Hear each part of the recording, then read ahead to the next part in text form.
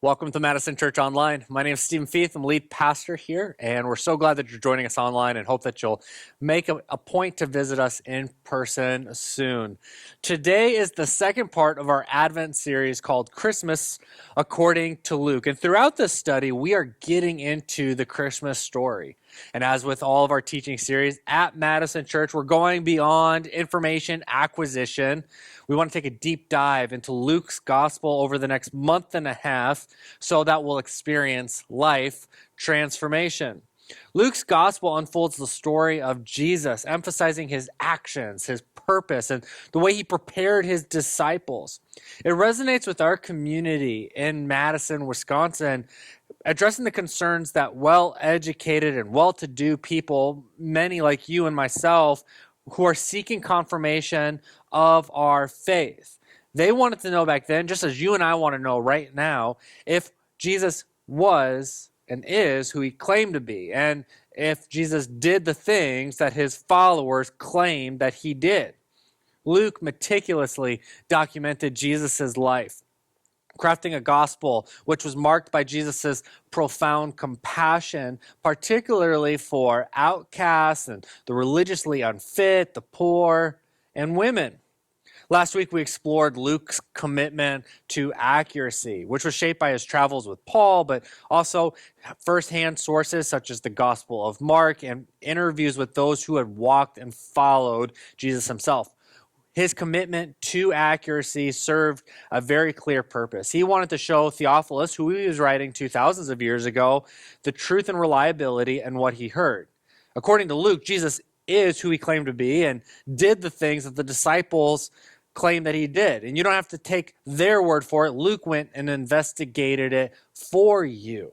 And so as we're continuing this series, we're going to continue to get further into Luke's gospel. But we started off with week 1 saying, can we even trust Luke's gospel? And then we took the full scope of other religious documents and said, how does Luke's gospel or even the New Testament shape up and stack up against these other faiths of the world and their religious texts? And what we came to find out was that the Bible honestly stands alone.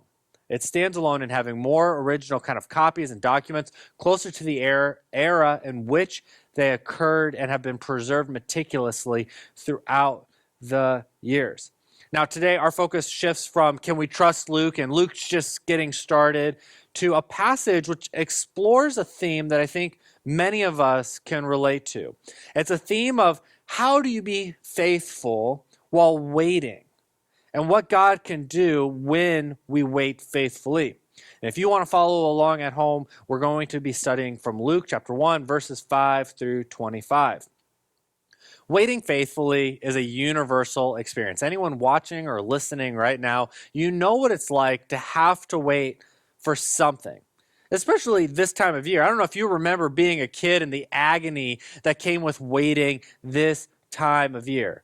It felt like an eternity for me growing up as we're counting down the days until Christmas. It was anticipation, it was excitement, it was just each moment stretched out endlessly as we hoped to get to the big day. And what happened on the big day, right?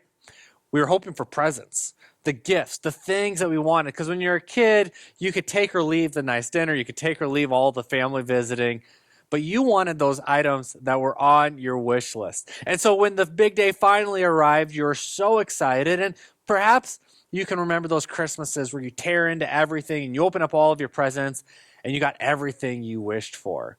I can remember one Christmas, I got both the Teenage Mutant Ninja Turtles sewer lair playset and the Megazord from the Power Rangers. I mean, this was the most memorable and incredible Christmas I ever had during my childhood. I got my favorite toys from my favorite shows. I was just elated. It's great when you've waited faithfully and you get the things you wanted. And if you're watching or listening online, go ahead and jot in the comments if you can remember what that toy was or that game was growing up that you just had to have and you got it. But we also know that that's not how it always goes, right? I'm sure that for every Christmas you can remember opening the item that you wanted so badly. You can remember a Christmas in which you opened up all of the items and you didn't get that one thing that you really wanted. And instead of feeling joy, you were just felt disappointment. You were covered in disappointment. That's all you felt. Can you recall today, and I bet a lot of you can, that one gift you wanted as a kid that you just never got? I certainly can. For years, I asked for the Dragon Zord toy from the Power Rangers. I mean, yes, I already had the Megazord, but the Green Ranger was my favorite, and the Dragon Zord was the Green Ranger's Zord. I just had to have it. And I can remember between Christmas was over, I didn't get it. I can remember being a little kid and praying that God would give me this toy, that I would just wake up and it would be right there in my room. And I remember promising to God, if you just put this toy here to be like our little secret, I won't tell anybody and they won't know where I got it from. But God, you and I will know. And I remember trying to make deals with God that this toy would be there. But the toy never came. God didn't magically deliver it to me. And a couple birthdays came and went, and a couple Christmases came and went. And I never got that Dragon Zord toy. My waiting ended in disappointment until I no longer cared about getting the toy. I grew out of my Power Rangers phase and eventually grew out of my having toys and having fun with toys phase. And I'm sure you can relate. The waiting, the hoping, the eventual letdown. It's a situation etched in the memories of all of us. We know that waiting isn't always rewarded. We know that just because you wait doesn't mean you're going to get the things you so desperately want. We know that waiting is often accompanied by feelings of deep disappointment. And today we're no longer children with hearts full of holiday dreams, but as adults, we still find ourselves waiting for the things we want the most. You might be waiting for that dream job, the raise or the promotion, the position that you want. You might be waiting right now for the perfect relationship. And okay, maybe not the perfect relationship. You know that's not realistic, but you would like something more ideal than the people you've been with in the past and the relationships you've had in the past. So you're waiting for a person, for a relationship. You might be waiting for financial stability or a moment of personal triumph. And how do you feel in the meantime? Is it that hope and anticipation we felt as a child waiting for Christmas? Or is it frustration and disappointment in the meantime? Much like the Christmas mornings of our childhood when we didn't get the things we wanted the most, the reality is that sometimes life falls short of our expectations. What we hope happens doesn't happen. And that space between our expectations and reality is disappointment. It's feelings of disappointment. Waiting faithfully and dealing with disappointment is not a unique experience to you and me living in Madison or in the United States or in the world in 2023. People for centuries have felt this same thing that you and I are feeling today. And Luke writes about two of them in this next passage in his gospel. We're going to learn about Elizabeth and Zechariah. And so beginning in verse 5, we read, "When Herod was king of Judea, there was a Jewish priest named Zechariah. He was a member of the priestly order Abijah, and his wife Elizabeth was also from the priestly line of Aaron. Zechariah and Elizabeth were righteous in the eyes of God, careful to obey all of God's commandments and regulations. They had no children because Elizabeth was unable to conceive, and they were both very old." The first thing that Luke does after verses 1, 2, 3, and 4, which we talked about last week, and he establishes kind of his historical reliability, he does date this part of the story and says that Herod is king of Judea, which has been verified by different details and histories and archaeological findings. And so we know that there was a king named Herod over Judea in the years 37 through 4 BCE. Now, during this time, Zechariah and Elizabeth are introduced as living. They're right there. He's a priest. They're both really righteous people. Luke goes out of his way to say that they're examples of righteousness. They adhered faithfully to God's commandments. They did all of the things they're supposed to do. And maybe more importantly to them is that they didn't do the things they weren't supposed to do. And yet, they were childless. And the circumstances were deeply distressing back in that society. It was distressing from a societal standpoint as well as an economical standpoint, because not having a child meant that they would have a lack of support as they grew older. As they grew older, there weren't these social systems and structures that we have today to take care of elderly people who maybe don't have kids. In that society, your kids took care of you. And if you didn't have kids, nobody would take care of you as you got older. But maybe even more importantly than just having someone take care of you, there's this life then that you live of kind of being ashamed of yourself.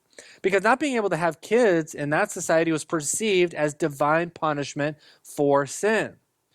The reason Elizabeth couldn't have kids, how the people around them would see this, the reason that she couldn't have kids was she must have done something wrong, and God is punishing her. And this blame was disproportionately put on the woman and not the man. As a matter of fact, this goes so far in the man's favor that cultural norms allowed the husband to divorce his wife, to abandon her, and remarry somebody who could have a baby, leaving the other woman who can't have a baby marked in that society. So not only would she not have kids, but she probably wouldn't find another spouse. She'd have to go back home and live with her father's family. To compound their plight, Zechariah and Elizabeth faced this hardship not only in their youth, but Luke mentions they're now old. And scholars then speculate they're probably in their 60s. So not only were Zechariah and Elizabeth faithful in their youth and still didn't have any children, maybe the hope that, if we stay faithful, if we keep doing the right things, if we don't do the wrong things, God will bless us. But that had faded at this point. At this point, they knew biologically there wasn't an option for them to have a child. They're old now, and they can't have children, and yet we read they continue to be righteous, they continue to be faithful, they continue to do the things that God wants them to do. And so as you can imagine, every day waking up and every night going to bed, there just has to be the reality of disappointment all around them. Luke paints a portrait of an impossible situation. They're faithful, and yet they weren't blessed. They're old, and now it doesn't seem like there are any options left. And what Luke wants to do, after establishing his credibility, which we talked about again last week, after that, Luke is trying to evoke emotion out of you and out of me, out of readers. He wants us to have empathy. He wants us to feel anger or for sadness, and a lot of us can.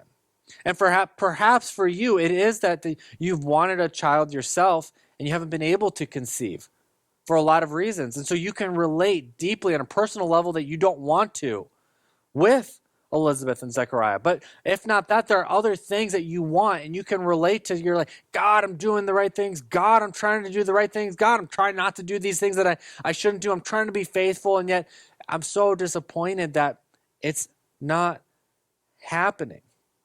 See, Luke invites you and me to move beyond our headspace, move beyond just thinking about Zechariah and Elizabeth, and move beyond this story to feeling for them.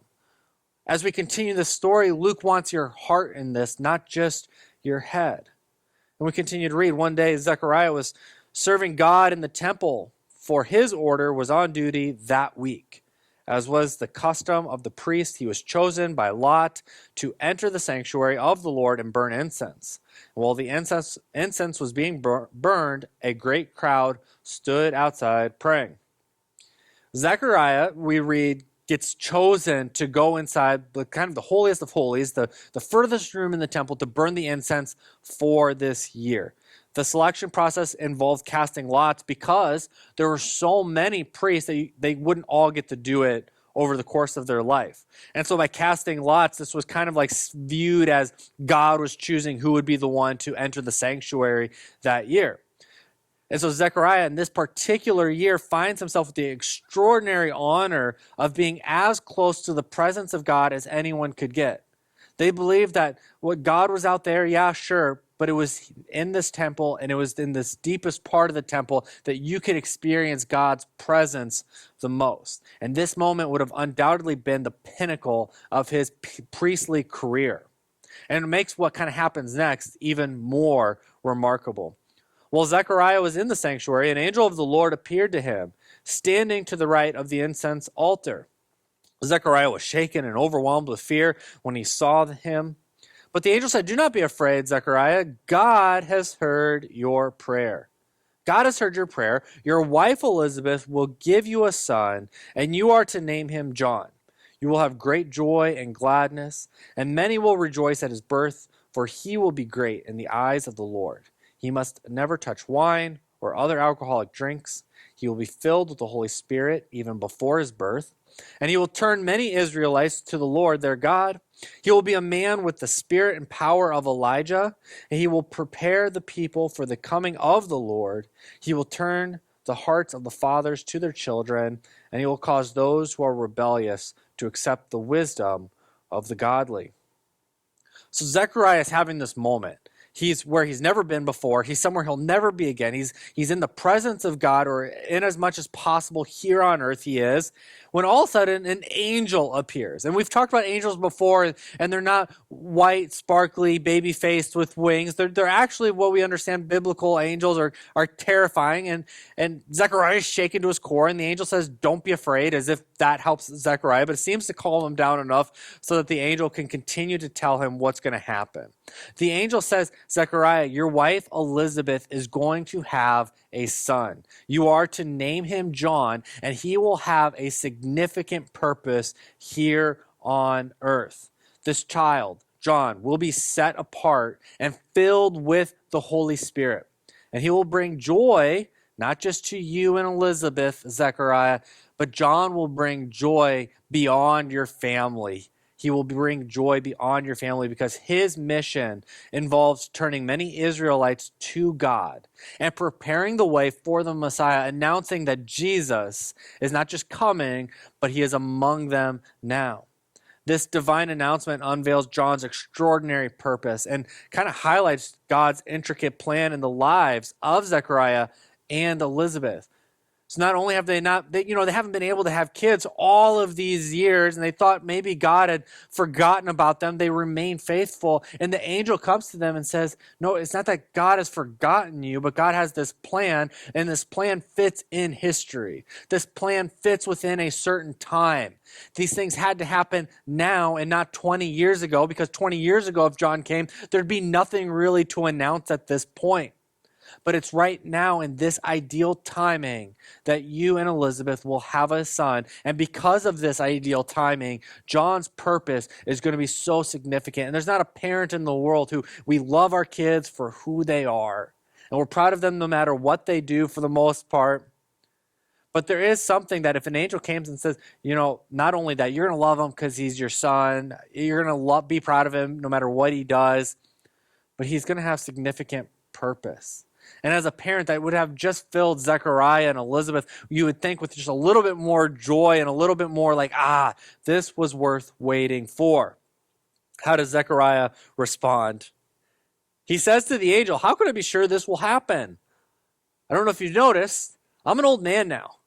And my wife is, also well along in years."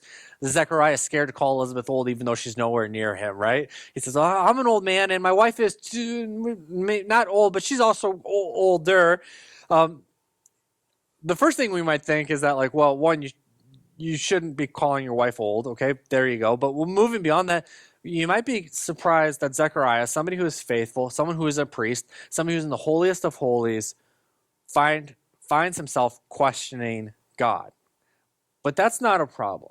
We see people all over the Old Testament and in the New Testament as well question God.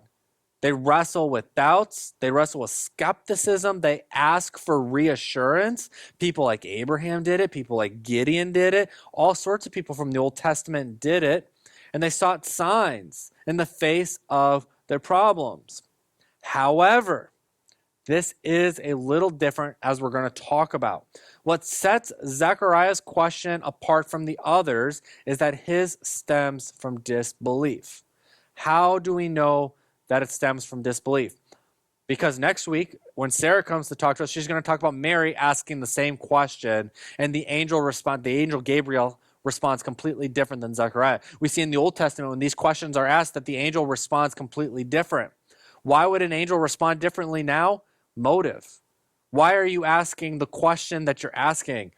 Zechariah didn't have skepticism about it. Zechariah didn't doubt that God could do it. This was flat out disbelief. Zechariah saying, I'm old, my wife's old, this is impossible. And despite a lifetime of unwavering faithfulness, God has not fulfilled his promises to Zechariah. And now when God comes to him and says, I'm going to, Zechariah has a moment of kind of this unfaithfulness, this disbelief that God can do something he deems impossible. The angel provides a significant reply now. Gabriel says, I am Gabriel. I stand in the very presence of God. It was he who sent me to bring you this good news. But now, since you didn't believe what I said, see, there it is. Since you didn't believe what I said, you will be silent and unable to speak until the child is born. For my words will certainly be fulfilled at this proper time. Gabriel claps back a little bit. He says, okay, Zechariah, hold on a second. For one time in your entire life, you get to be here in the presence of God. And Gabriel says, I stand in the presence of God pretty much every moment of every day. So you get this one moment in here, and I'm with God all the time, and it's actually God who I stand by who has sent me to you. You have no reason to doubt me. So when Zechariah has this extraordinary chance, this once in a lifetime, to stand close to God, it still falls short in the proximity that Gabriel, the angel, gets with God regularly. Gabriel makes it clear that it's not him who's telling Zechariah this, but that it was God himself. And as a consequence of Zechariah's disbelief, the angel imposes silence upon him. Essentially, Gabriel says, okay, I tell you what, just be quiet and watch what God does. This isn't permanent. We know Zechariah will get his speech back at a later point. But in the meantime, the angel says, okay, you're a faithful guy. You're having a moment right now. Just be quiet, soak this in, and watch what God is doing. We need to recognize that this text that we're reading reflects a specific cultural and historical context that is very different than our own. In our modern times and our contemporary understanding, it's crucial for you and I to acknowledge briefly here that speech-related conditions or disabilities do not indicate a person's faithfulness or spiritual standing. The angel tells Zechariah God's promise will unfold nonetheless. Zechariah, you don't believe, that's all right. You be quiet and watch what God is going to do. But God is still going to answer this prayer that you and Elizabeth have had despite your lack of belief. Luke goes on and says, when Zechariah's week of service in the temple was over, he returned home. Soon afterwards, his wife, Elizabeth, became pregnant and went into seclusion for 5 months. How kind the Lord is, she exclaimed. He has taken away my disgrace of having no children.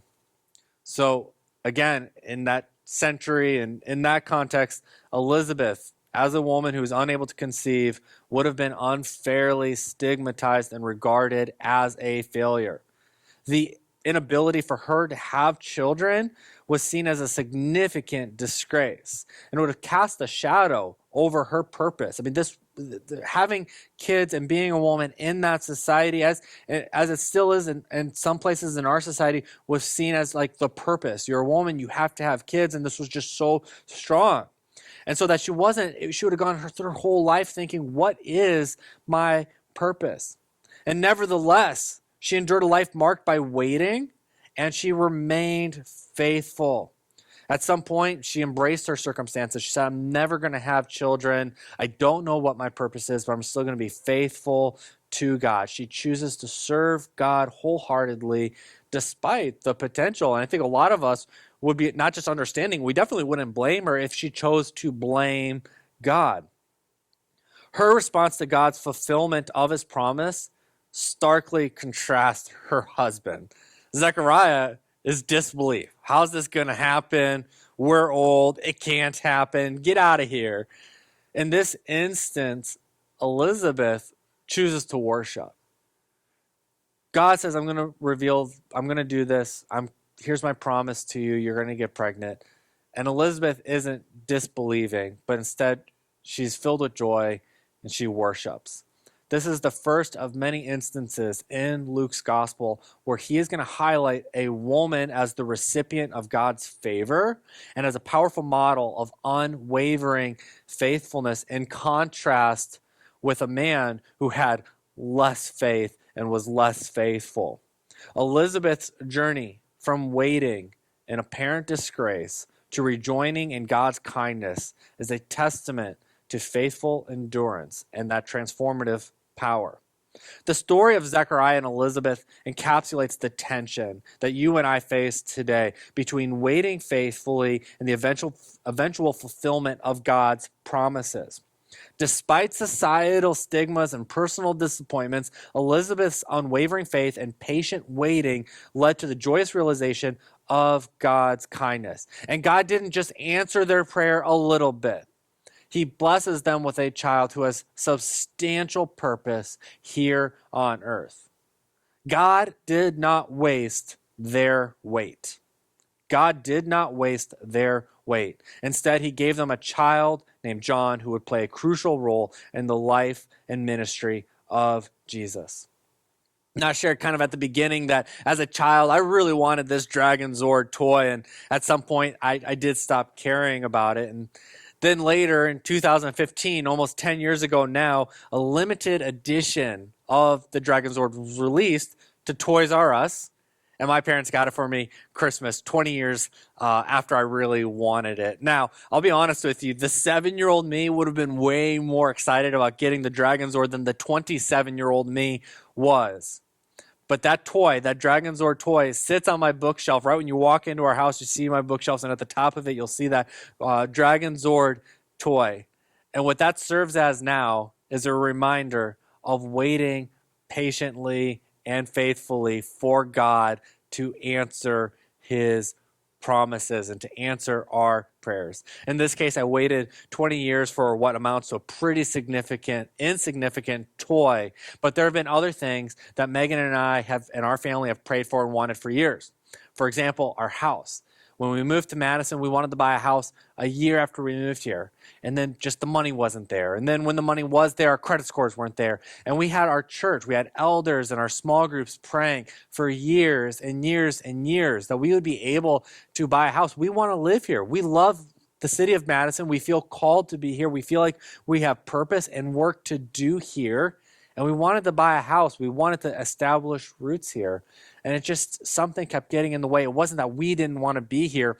It was that we didn't have the money or we didn't have the credit scores. And then the pandemic hits and we start getting these really large stimulus checks. Thankfully, Megan and I were continued and able to work through the pandemic. We never stopped working. And so we took this money knowing we really wanted a house and we just saved it. And we saved it and we saved it. And throughout the pandemic, saving money and our credit scores rose to the point where we were approved that we could buy a house in Madison. And if you remember 2021, we're looking around at houses. You'd get the email on Wednesday. These are the 6 houses that you can afford. They're going on the market this weekend. Decide which ones you want to look through. You'd walk through them Saturday and Sunday, you and everyone else who could afford the house. And then they wanted offers in by Sunday night, and they would let you know by Monday morning if it was approved. We kept being told by everyone this is the worst time to buy a house. And I'll be honest with you, we had waited for so long. I mean, this was now 6 or 7 years of being in Madison where we had waited, and we were kind of wondering, God, why now? God, why now with the money? God, why now with the credit score? Was this just coincidence is what we began to ask, but we believed, God did this for a reason. God was working in and around us. And then what ended up happening is we found a house that we liked. It ended up being the cheapest house we looked at, but also the biggest house and also the largest property. We put an offer in what was just asking price, and they approved it. We were shocked. And it is a fix-me-upper, but I kind of enjoy that work anyway. And so throughout the last couple of years, we've been doing little additions and tweaks to it. And, the market continues to rise in houses. And I recently asked a friend who does real estate, I said, could you just run my numbers? Like, what would you list my house for now if you were to list it? We're just going to put it on the market today. And he looked at some things and compared some things. And he said, I would list your house at almost double what we paid for it a few years ago. And when we turned around and we did the math, we saw that our house has increased value over $5,000 a month since we moved in, which is just remarkable for Megan and I. And we look back now and we say, look at all those years of waiting and praying and trying to be faithful. And even when the prayer was answered, it didn't quite seem like God was doing a great job. And now we look back at that moment and say, wow, that was remarkable. But it isn't all always good, because at the same time, since we've moved here, we've prayed that Megan gets a teaching job in the public school district. And that prayer has yet to be answered. And yet, although we're disappointed and we're asking questions as to why, we continue to pray and we're trying to be faithful, but we are dealing with disappointment. Waiting and dealing with disappointment, they're inevitable aspects of our life. It affects me, it affects you. Experiencing disappointment and questioning God's plan doesn't indicate a lack of faith. Elizabeth and Zechariah, despite their faithfulness, faced unfulfilled desires. You might be in a waiting season, not because you did anything wrong, but because you're doing something right. God might have been able to give you what you wanted already, but he knows he's going to give you what you want later, and it's going to be even better or even greater. Or perhaps it's something that you really don't want, but what I'm trying to communicate to you now is that it doesn't always have to do with punishment. I think a lot of times when we're forced to wait or we have to wait, we think, I must have done something wrong. We must have done something wrong. We must be outside of God's will. And I just want to say right now, that's not always the case. Reread this story in Luke if you have to. Zechariah and Elizabeth lived an entire life of doing the right things and not doing the wrong things, and yet they still had to wait. And even when Zechariah had disbelief, and maybe you find yourself today disbelieving, I want to point out that God still fulfilled his promise. Because whether or not God fulfills his promise isn't based on whether of what I do, it's based on who he is, the promise maker and the promise keeper. Now, we do get to this point, though, where I'm not saying the choices that we make aren't important. The choices we make are incredibly important. And while you find yourself in a season of waiting for whatever that thing is, we have the choice to make that we're going to let our situation or circumstances push us closer to God or pull us away from him. Whatever you're going through can be the reason you get closer to God or can be the reason you go further from God, and the choice is completely and solely up to you. Let's go back to some of those examples earlier. Maybe you're waiting for a job, the raise and the promotion. The choice you have is you can remain faithful in your current role. Continue to do a good job. Thank God that you're in the position that you're in and focus on what God is doing in and around you in this current stage of life. Or you can choose to succumb to discontentment. You can get pissed off at God for not moving you up and just be discontent. The choice, am I going to move further away from God or closer based on my situation? When you're waiting for a relationship, you can choose to get closer to God by exploring what God is doing in your life and around your life and how he is preparing you for your future partner or spouse. Or you can doubt that God cares about you or that God cares about your desires, or that God is doing anything in your life. You can let the season of waiting for a relationship draw you closer to God or push you further from him. When waiting for a financial breakthrough, you can draw nearer to God by developing good financial habits, being faithful with what little bit you do have, and by practicing generosity. Or you can be upset with God, get bitter with God for what you lack. Well, why does everyone else have more than me? God doesn't care for me. I have bitterness toward God. I'm not going to be generous. Look how little I have. I'm not going to do faithfulness with what little I have. When God gives me more, I'll be faithful. We have choices to make in all of these situations. Am I going to let my situation draw me closer to God or push me further away from him? Actively seeking God in every circumstance is a powerful approach to navigating waiting seasons. I know personally it's difficult to go through these seasons of waiting, especially long seasons of waiting. And in Zechariah and Elizabeth's case, this was decades and decades of waiting. But if you find yourself in this position, consider Pastor Craig Rochelle's words. A waiting season is never a wasted season. Sometimes God may want to do something in you before he does something for you. And in the grand narrative of our lives, from birth until death, waiting is not a detour, but it's a critical aspect of our journey, a critical part of our journey. There's an invitation to draw near to God in the waiting, to deepen our trust in God, and to align our desires with his perfect timing. The story of Zechariah and Elizabeth illuminates the truth that even in seemingly impossible circumstances, God's promises prevail. Their waiting season, marked by disappointment and even disbelief, ended with the birth of the one who would declare the arrival of God's Messiah. As we navigate our waiting seasons, we need to recognize the inherent value in the process. Waiting is not an idle state, but part of our transformative journey, a classroom where patience and resiliency and trust are cultivated. Hold on to the assurance today that God is at work fashioning a beautiful story out of every moment, including your waiting.